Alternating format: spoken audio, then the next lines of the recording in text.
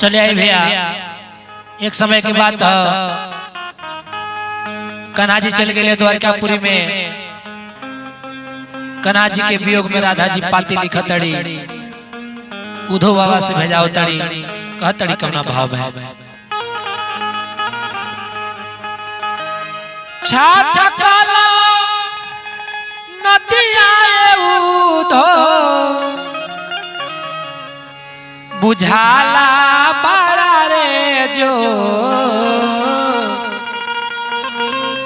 जहिया से गईले रे कन्हैया जी, जहिया से गईले रे कन्हैया जी मथुरा नगरिया के ओ,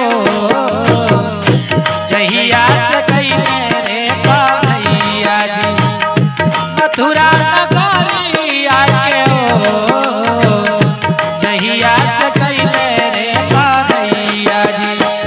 छाछा काला नदिया उधो बुझाला बड़ा रे जो जहिया से गईले रे कन्हैया जी, जहिया से गईले रे कन्हैया जी मथुरा नगरिया के ओ,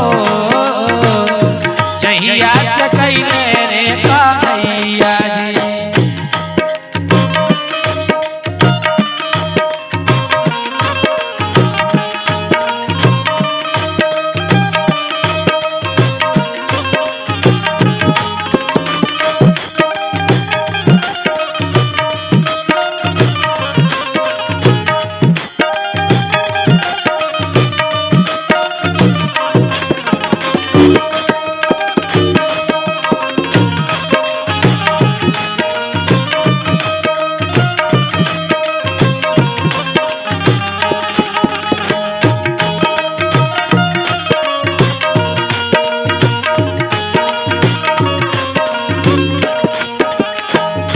जय हता जय हाय उधो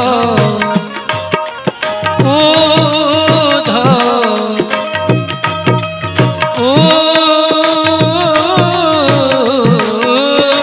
उधो जय हता जय हाय उधो मथुरा नगरिया के ओ,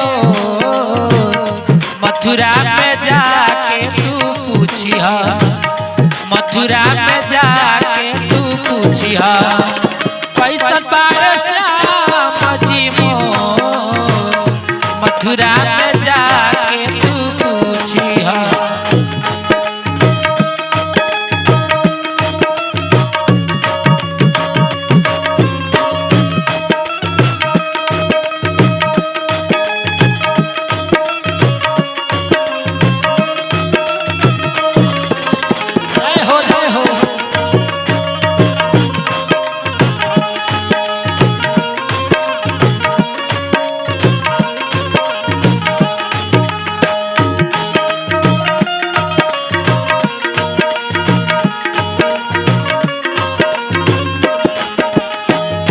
बनवा में बोले ले कोई लिया,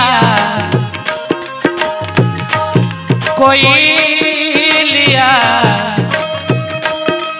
कोई लिया। बनवा में बोले ले कोई लिया, बनवा में बोले ला में उधो बाबा, तारा की नता में उधो जी होई जाला रे भो, तारा की नता में उधो जी होई जाला रे भो, तारा की नता में उधो जी।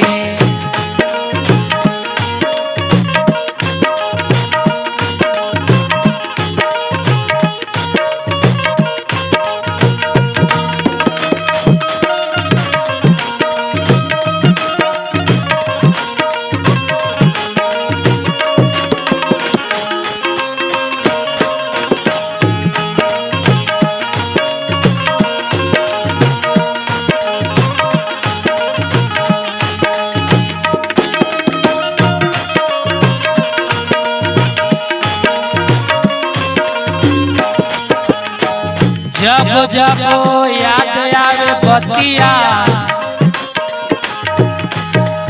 बतिया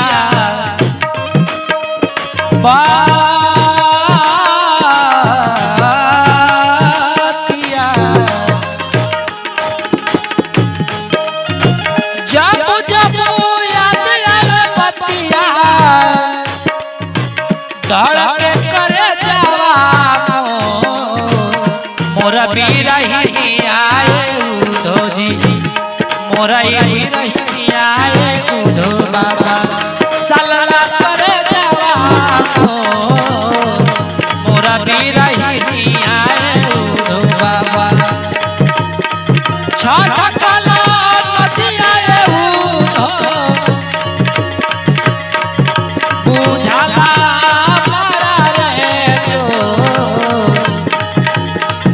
जहिया से कैले रे कन्हैया जी जहिया से कैले रे कन्हैया